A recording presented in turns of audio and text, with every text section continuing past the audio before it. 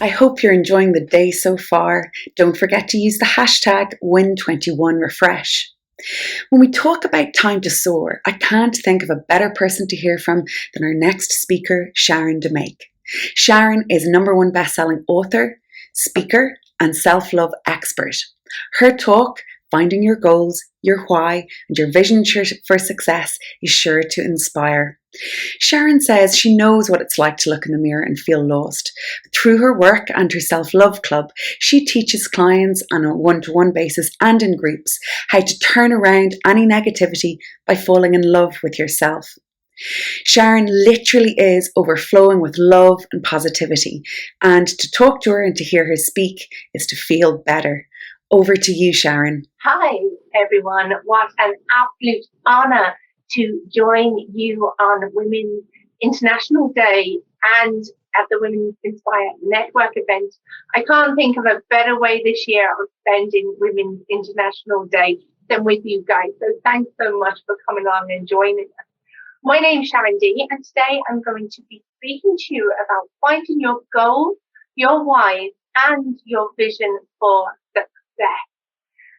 What do I mean? Well, if COVID taught us anything, it was that there were certain things that were completely out of our control. I don't know, did you make resolutions for 2020? Put your hands up if you did, and if you did they happen? Most likely not. A lot of things had to be pivoted, changed, directions changed. People just gave up on 2020 altogether. Look, we cannot control what is going on in the world outside of ourselves, okay? But what we can control is our own internal world. And that's what I'm going to talk to you about today. You're in control of yourself. You're in control of what you do, not what anyone else does. So with that in mind, change. Why do we look at goals? Why do we need goals? Or do we need goals? My answer is, I need goals because if I don't grow and I don't develop, I don't feel alive. Does that mean I'm not going to be happy until I reach my goal? Of course not. I am happy every day of my life, every day of my journey. If you look at people and say they've built big, successful businesses or whatever the case may be, they always talk back to the good old days and the getting to where they want to be, and sometimes the struggles and the different things that they pulled off or what they went through, and that brings them joy, right? So I really want you to remember, be happy every day, but goals are important. I like to call them more expectations, and in fact I like to go further and say they're my own expectations. Because goals are something that are very, very personal. They're not something that you can Google what's my goal going to be and you're going to have an answer. And it's not something that you can copy. You have to stay in your own lane, because what's going to satisfy someone else and what someone else needs, it's not what you need, okay? Because we're all unique. We're amazing. We're individuals. Our DNA, our chances of being here, if you heard me speak before about it being 300 trillion, at least, that our parents met each other, their parents met each other, they survived cavemen and all the rest of it. We are very unique. So our goals, therefore, are very unique. I must admit, during the first lockdown, I kind of got caught up on social media with what everyone was doing. It was like, shall I do photography classes? Shall I lose weight? Shall I learn a new skill? I need to detox my body, my health, my kids. I need to do homeschool. And it all got a bit muffled, but I wasn't sticking to my own goals or my own expectations. And I think that's a really important thing to do. So what is your goal and how do you find your goal? Chances are this guy here, your goal has been simmering on the back burner for a very long time. Goals are something that nagging feeling that's always in the back of your mind. One day I want to do this. When the kids grow up, when I lose weight, when I get a promotion, when I have more money, when I retire, all these things are goals that you've kind of put on your back burner and made excuses for not actually achieving them. So, I'm here to say to you today, there are hundreds of people that have the same reasons, the same circumstances, the same excuses for not achieving their goals, right? But they're in the same situation as you, but they've achieved their goals. So we really need to look about how do we stay motivated? How do we achieve our goals? How do we achieve the impossible? I mean, if you look at it, there's 365 days in a year, right? If you were to up a level by just 1% every day, 1%, I don't know mathematically if this is true because I don't know if there is a 365 percentage, but if there is, you would be upping your level by 365%, which is massive. It's a massive, massive amount. So, as I said, you have this burning feeling that you know what your goal is. And maybe you don't. Maybe your goal isn't as conscious to you as it is to other people. Maybe your dreams, wants, desires have changed, your needs have changed, and maybe you just, you don't really feel motivated. I challenge you to put pen to paper and just set a timer on your phone. You should have like a stopwatch or something on your phone. Just set a timer for 30 seconds. That's all you're going to give yourself. And in them 30 seconds, I want you to complete this sentence. Something I want to achieve is, and that's all you have to do in 30 seconds. Could be a goal for a month's time, could be a year's time, it could be 10 years' time. We don't have to look at immediate finding your goal there and then. It could be long-term goals, okay? Just give yourself 30 seconds and you will find your goal. When you find your goal, what I like to do is turn it into a vision board. I'm very visual, so I need I've a board staring at me in the face in my office here every single day. When I come in, that's what I see. And funny enough, it's just on the wall by my lights, which as I'm going out, it's the last thing I see. It's there, it's nagging me, it's reminding me, it's inspiring me, depending on my mood, but it's there for me every time. It doesn't take that out of my head. I don't lose sight of what I have. I can't put it on the back burner because it's there. Another thing that I do is write down my goals, some of my goals, every day. I write them down every morning. So I have a gratitude diary, which I use to write my things I'm thankful for last thing at night when I go to bed. When I wake up in the morning, my routine is to read through my 10 things that I practice gratitude for.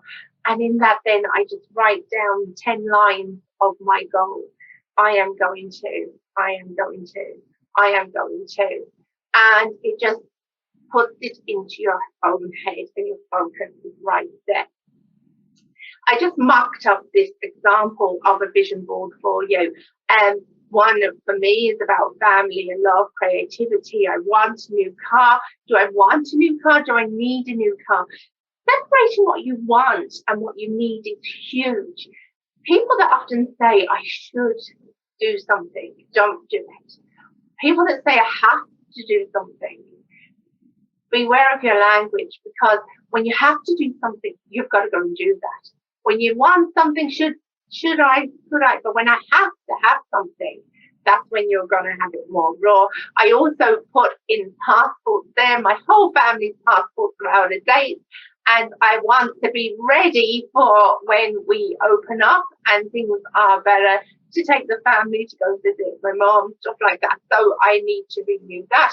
Every day that's on my mind. So much so that we're already in February and at once a month, 2 passports been sent away for. If anyone knows me, I'm a huge family. So it's going to probably take until travel restrictions are lifted before I get there. But when I'm there, I look at it and I log onto the computer to pull out someone else's passport. So that is there in my vision the whole time. So that's kind of an example of that. So why?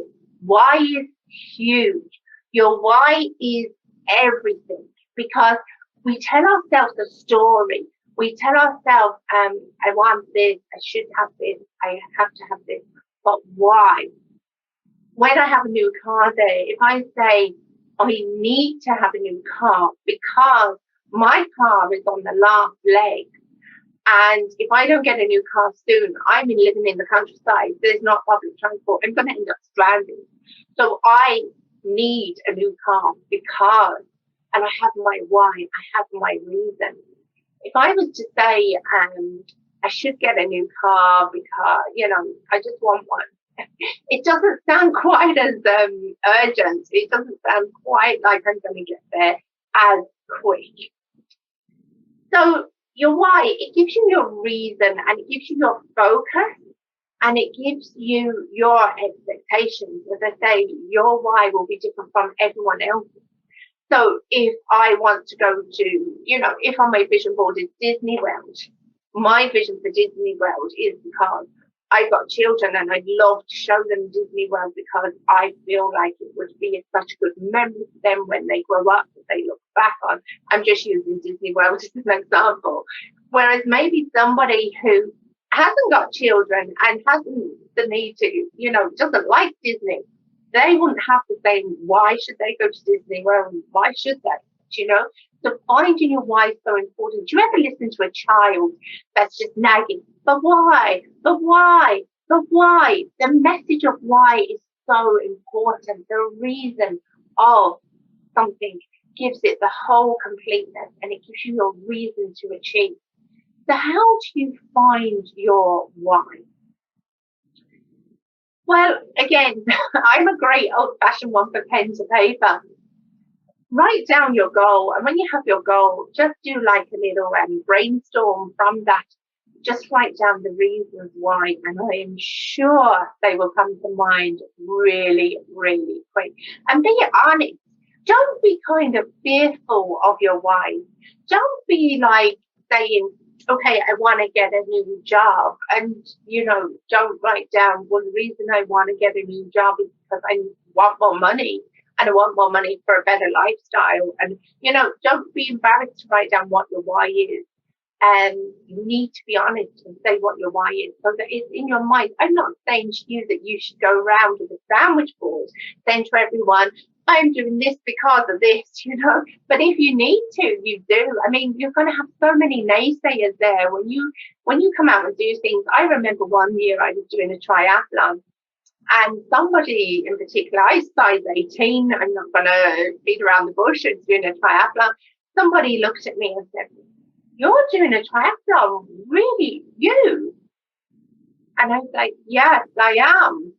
And, if I didn't have my why, then that could have really knocked me down and that could have put in doubt into my head as to, well, maybe I shouldn't be doing a triathlon. But no, I had my why, I had my reason. And I was like, yeah, I am actually. And in the process, I'm going to raise money for charity for the Irish Heart Foundation. And I'm going, I had my why. That person just went, they had no more to say. And it's really important for you. Okay, I've focused on your why so much, we're going to move on.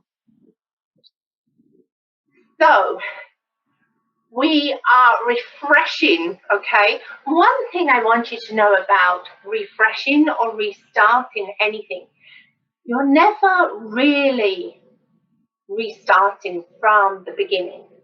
You're never refreshing from the beginning.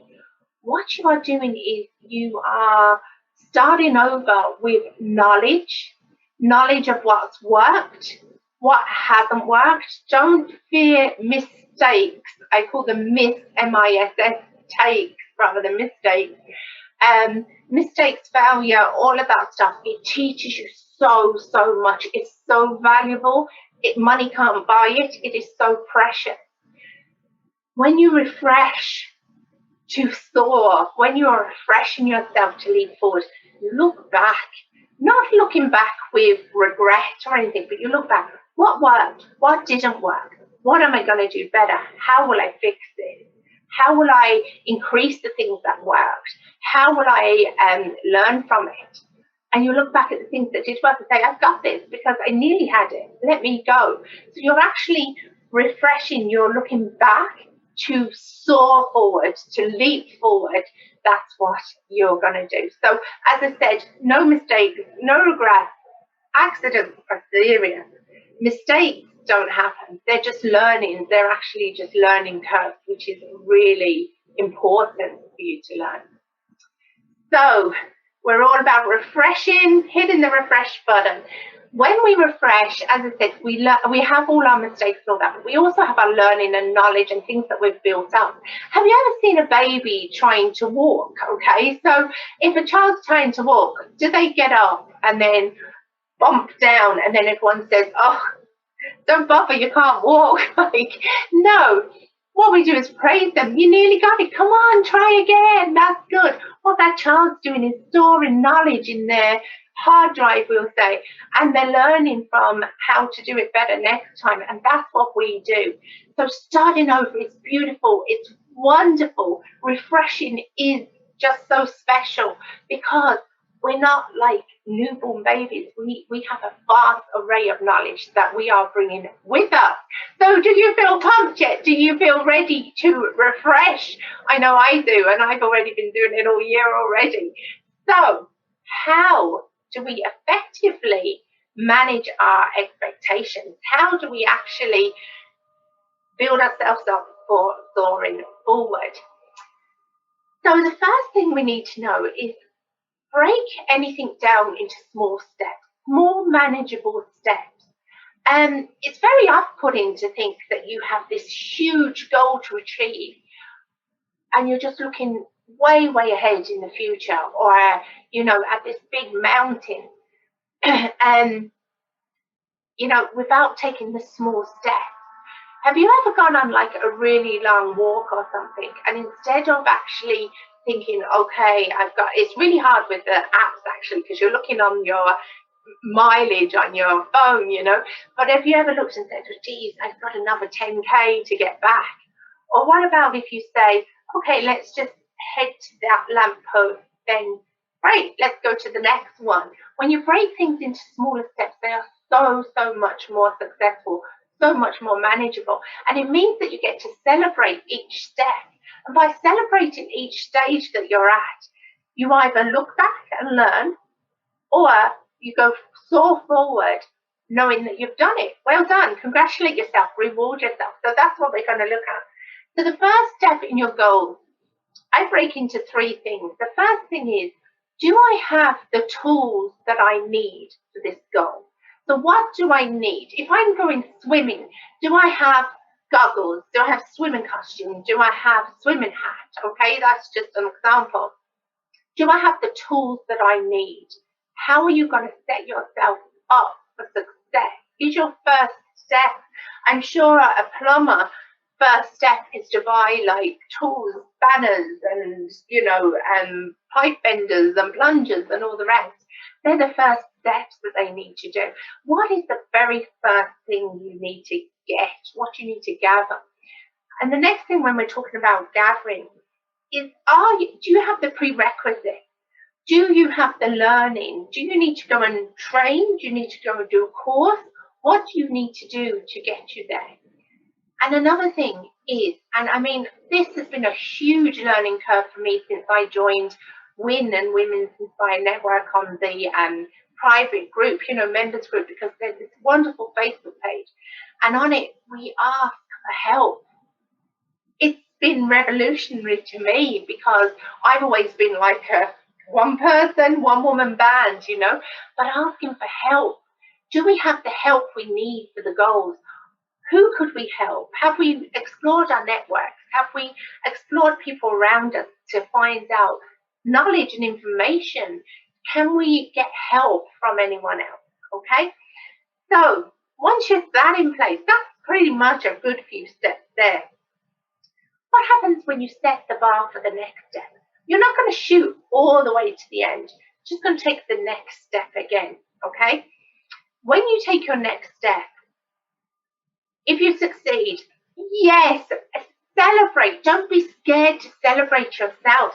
I actually, if you've heard me speak before, you'll see this. I have a win jar. And in my win jar, I write down my little wins every day on a piece of paper. This one's remembering to put the bins out. I reward myself for literally anything. And at the bottom of the jar, there's normally, although I've actually just dipped into it, I'll replace it tomorrow. There's normally some money at the bottom of my jar. And that is for me. That's not to spend on my business, my kids, my home, nothing. That's for me. So that's how I reward myself. When my win jar fills up, I reward myself. You need to reward yourself. You need to reinforce every step. By celebrating your wins, what you're doing is, number one, you're getting your sense of achievement, okay? You're celebrating and motivating yourself to go on to the next level. Number two, you are affirming to yourself, you're confirming that you can do this because you've just done that bit. So you've only got another bit to do. So it's so important. Celebrate your wins all the time. So the other thing is, what happens if the first step doesn't work, if you don't achieve it? You refresh. You look back at what went wrong, what went right. What do I need? Do I need more tools, learning, or help? What prompt do I need to put in place to get me to the next level that I can then learn to do without them prompts in place? You need to just reevaluate and keep going. Keep going. You'll do it. You've got this. I know you've got this. And I'm not even seeing you, but I know you've got this. So, if anything, 2020 taught us a huge lesson. Let's learn from this lesson. Let's reevaluate. Be happy in your journey. Don't just say, there'll be nothing worse than not being happy and basing all your happiness on a goal. And when you get that goal, if you're going to live like that, chances are, I'm afraid to say, when you reach that goal, you're not going to be even more happier anyway, because you need to have your mindset. Celebrate yourself. You've got this. You can do this. And refresh. It's your time to soar. You've been listening to myself, Sharon D. If there are any questions, anything I can help you with, drop me a line, contact me, and let's do this.